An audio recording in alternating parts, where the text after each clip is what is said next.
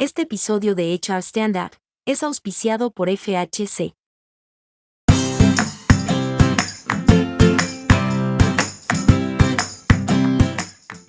Bienvenidos a HR Standout, un podcast de la Sociedad para la Gerencia de Recursos Humanos, capítulo de Puerto Rico. Soy Catherine Gómez y seré su host. HR Standout es un espacio donde conversamos con líderes de recursos humanos y áreas relacionadas sobre temas relevantes que impactan la profesión.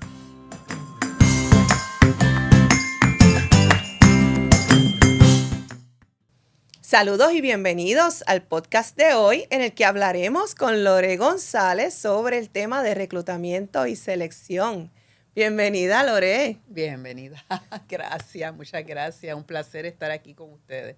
Gracias por aceptar nuestra invitación. Y lo primero que quisiera es que te presentes al público que nos escucha o nos ve a través de YouTube. Como no, con mucho gusto. Pues llevo 20 años en el área de reclutamiento y selección, tanto trabajando como supervisando, como enseñando estos procesos. Actualmente estoy como vicepresidenta de ventas para Target Human Resources Solutions.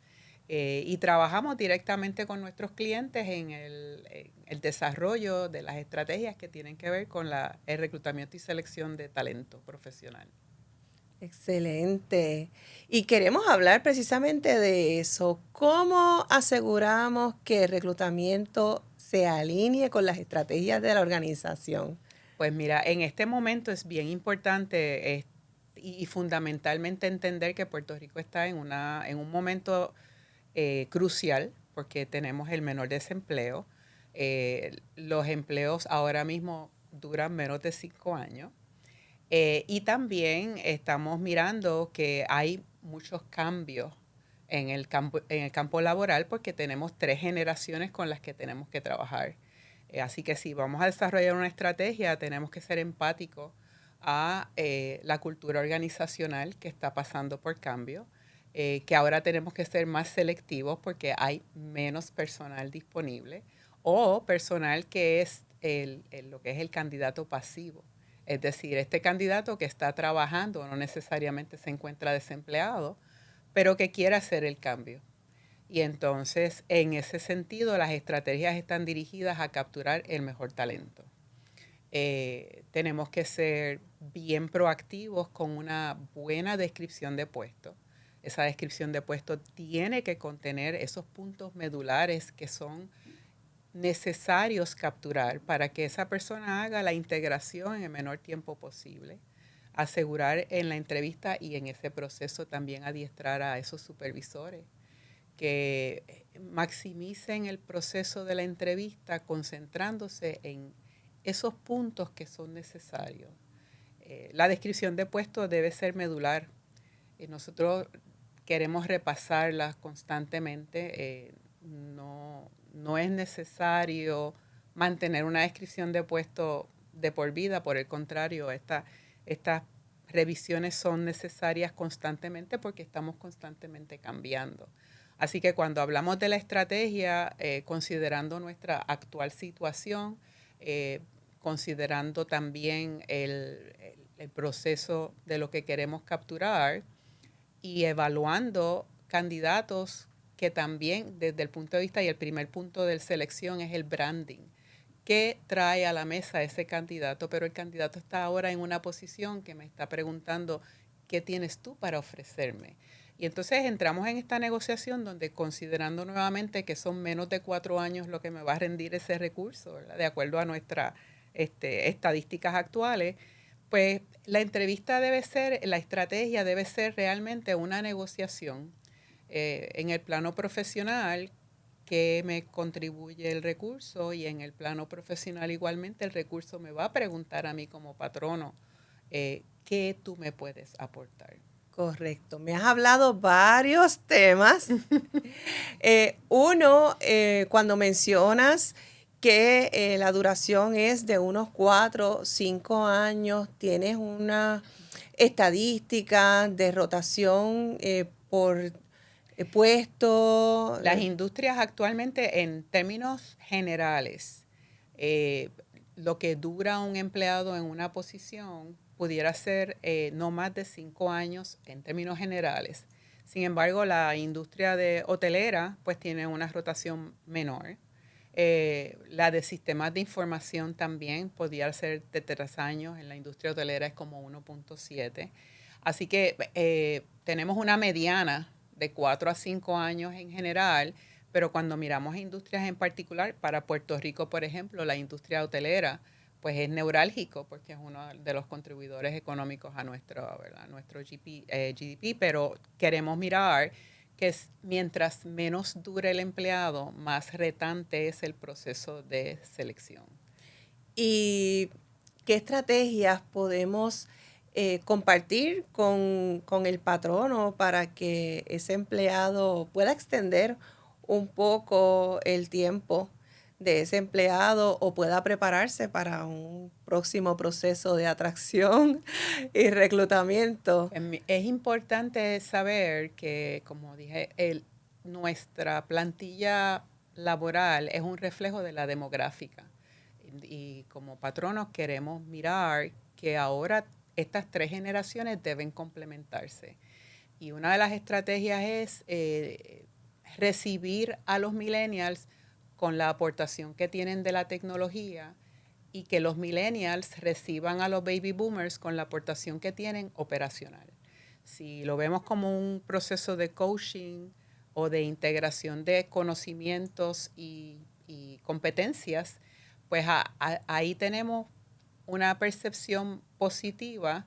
No competimos en términos de las brechas generacionales que pudieran apartarlo, sino más bien aportar, y empezamos a estimular a las personas a integrarse independientemente de la diferencia de edad. Eso ayuda ¿verdad? Y como tú muy bien sabes, el término de las estrategias organizacionales, yo cuando tengo un empleado satisfecho tengo mejor rendimiento. Correcto. Así que entonces los recursos vamos a complementarnos, vamos a crecer juntos y entonces vamos a empezar a trabajar proyectos donde el habernos complementado nos ayuda a crecer en términos de cuál es la próxima estrategia que vamos a desarrollar interna, cómo vamos a maximizar el rendimiento de este proyecto, qué contribuciones podemos hacer de forma colectiva, y ayuda entonces a mantener un ambiente de mayor rendimiento de empleados de forma colectiva.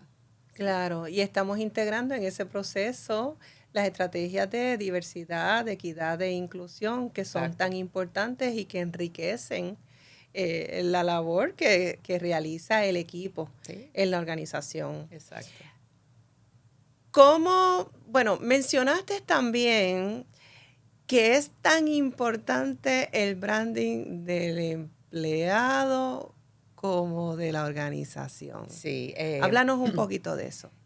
pues en este momento, ¿verdad? Entendiendo que tenemos un nivel de disponibilidad de recursos pasivos, porque el desempleo está lo más bajito posible, la demanda y oferta es más neurálgica, tenemos que empezar a mirar que yo voy a reclutar por lo que el recurso trae a la mesa.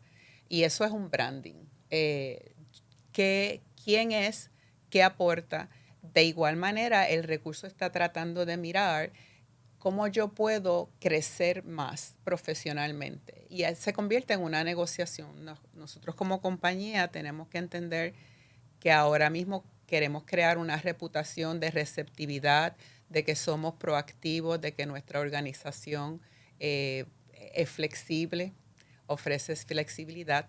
De igual manera, el recurso que viene está buscando cómo yo puedo crecer, cómo yo puedo participar mejor en mi industria o mi especialidad.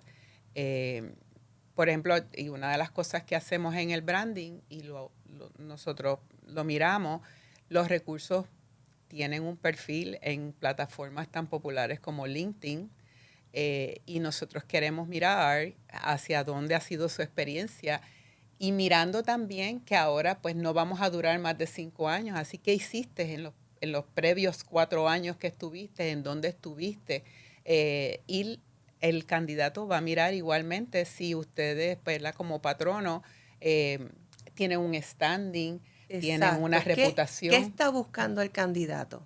El candidato está buscando la mejor oportunidad posible en el menor tiempo que lo pueda capturar.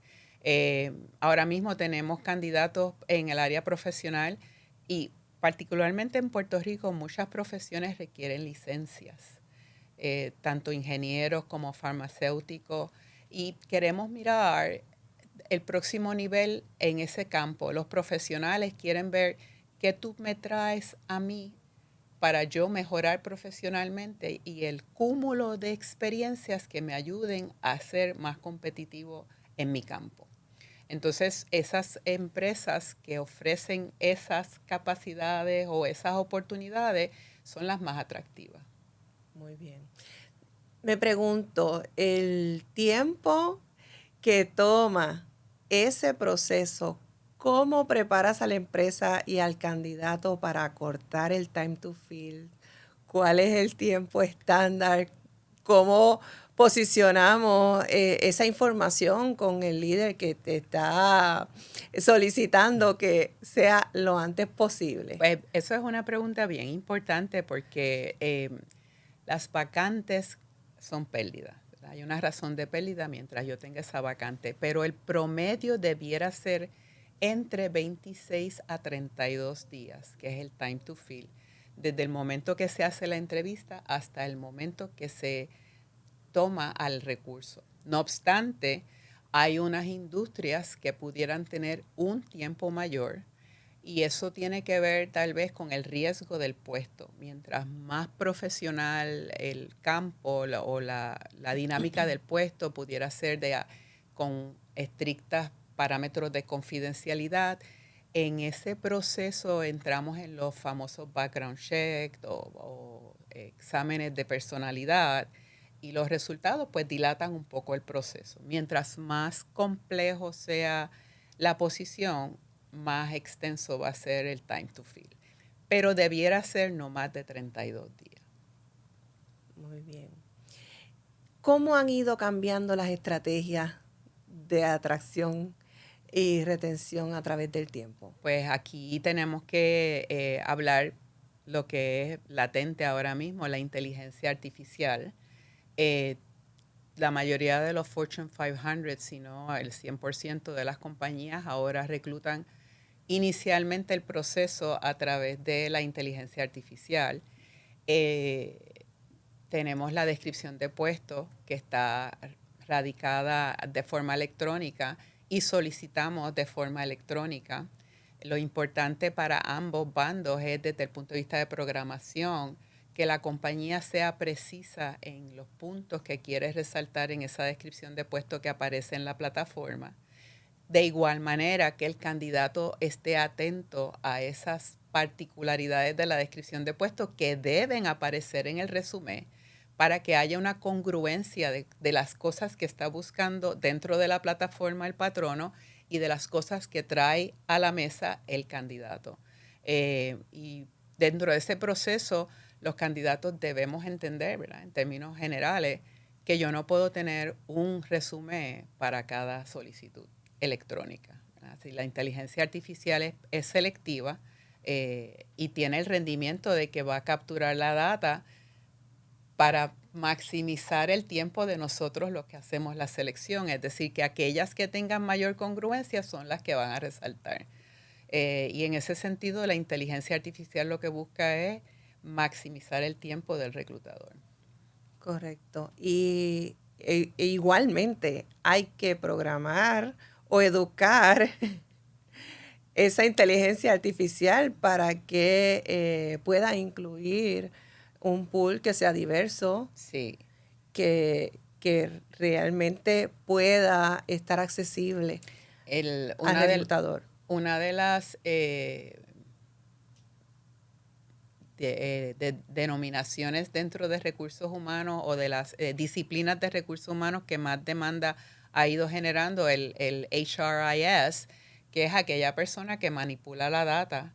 Y lo resalto también porque es como el cuarto proceso de la selección, es una vez entra toda esa información desde la perspectiva de La exposición del puesto tiene que ser muy específica, toda esa data tiene que estar dirigida, pero una vez entra el candidato, los datos que más congruencia tienen y cómo están manipulados en términos porcentuales, aquellos de la percentila del 10% son los que van a pasar entonces al próximo nivel, que es identificar el candidato que va a ir entonces a la entrevista o al proceso de validación. Así que como ciertamente tú dices, información, data que está mal puesta es data que va a procesarse mal y data que está correctamente establecida es data que va a continuar el proceso y va a tener mejor rendimiento. Correcto, correcto.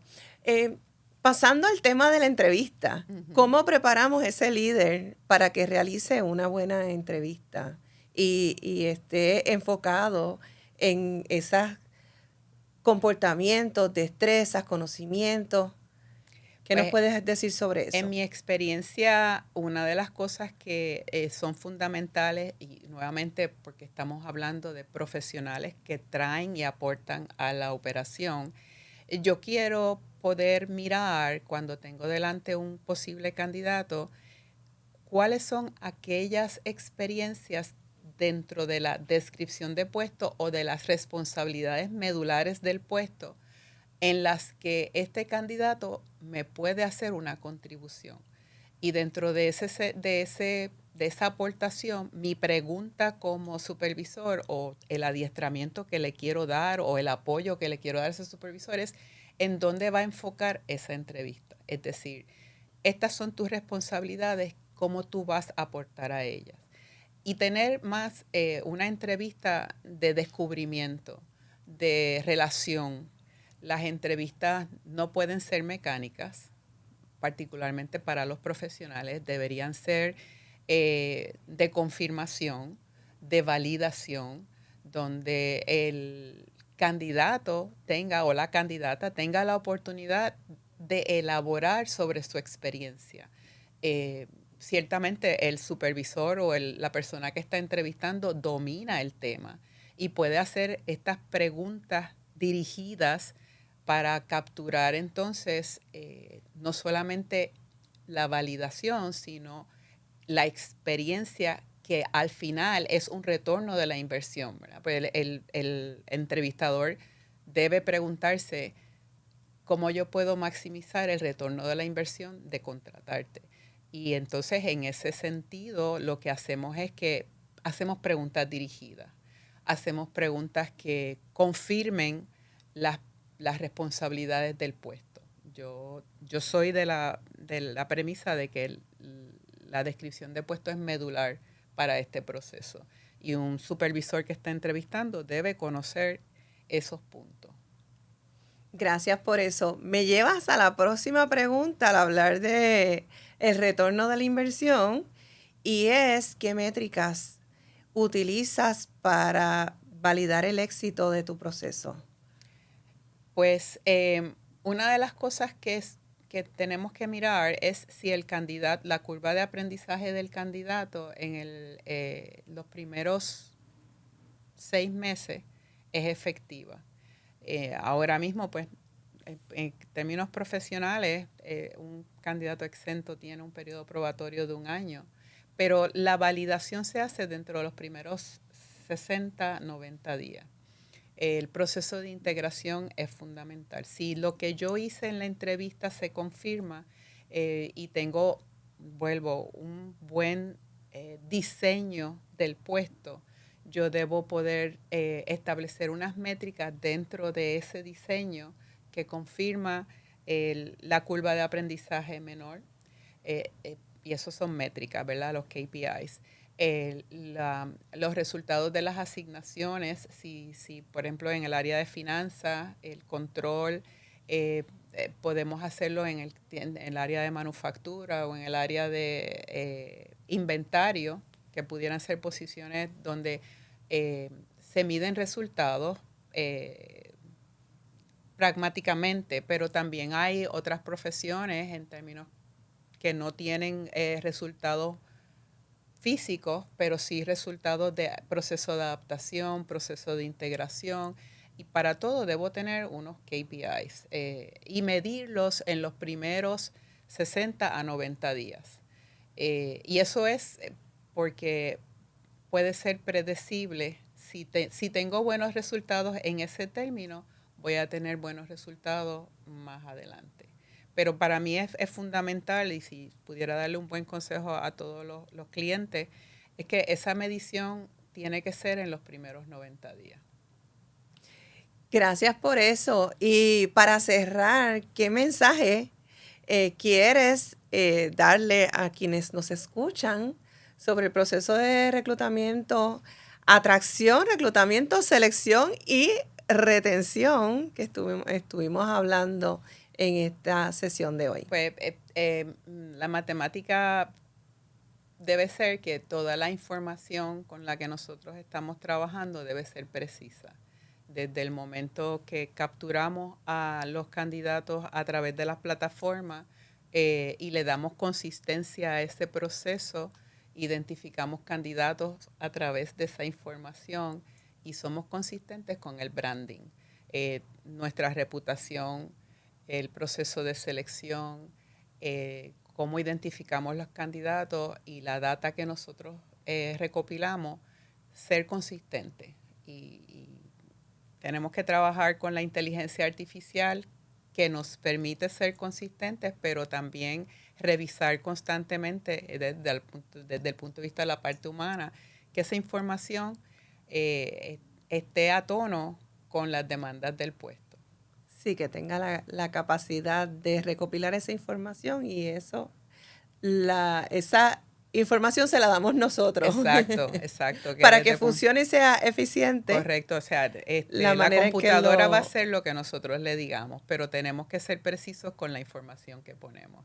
Si hay un consejo que les puedo dar, y vamos a trabajar con los Applicant Tracking Systems, que son los sistemas, precisión es importante y que la data sea consistente con lo que practicamos.